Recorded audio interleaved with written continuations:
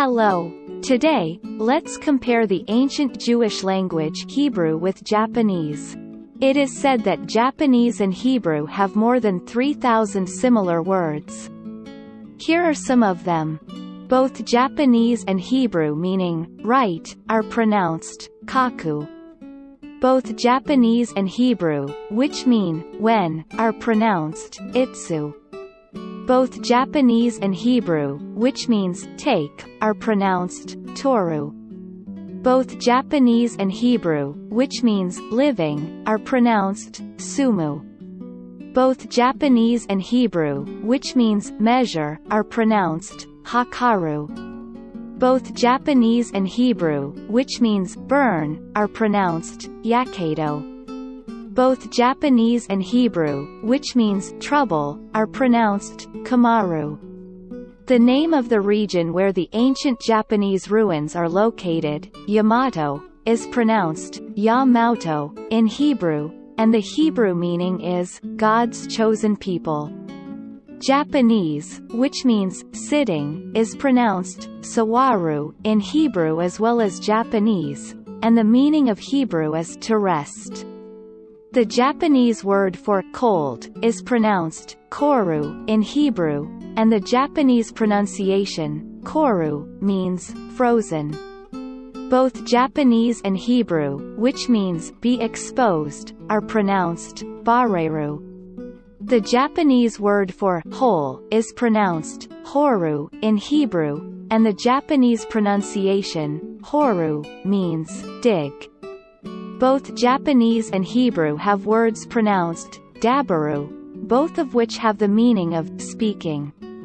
The Hebrew word for you is pronounced ata, and in Japanese it is pronounced anata. The word dwell is pronounced yadur in Hebrew and yadoru in Japanese. The word thank you is pronounced arigato in Japanese. In Hebrew, it is pronounced ari gato, which means lucky for me. The Japanese word samurai is pronounced shamrai in Hebrew and means guardian. The Japanese word emperor is pronounced mikado in Japanese and mikadoru in Hebrew to mean noble person. The word no good is pronounced dame in Japanese and tame in Hebrew. The word honor is pronounced aper in both Japanese and Hebrew. Japanese katakana characters are especially similar to Hebrew characters. In katakana, there are many characters that are exactly the same as Hebrew characters. There is also a container called the Ark of the Covenant, which is said to have carried 3 types of sacred treasures inside when the ancient Jews moved.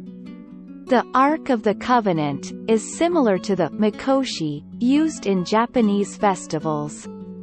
The Ark of the Covenant is in a simple shrine called makuya. It is said that the simple shrine was hidden from the outside by striking wooden stakes at regular intervals so as to surround the building containing the Ark of the Covenant, and putting a curtain on the wooden stakes. It is said that the distance between the wooden stakes was just 1 ken. Ken is a unit of length. We still use it when building houses in Japan. The shape of the tatami mat is rectangular, and the length of its long side is 1 ken. Moses created makuya according to the pattern shown by God on Mount Sinai.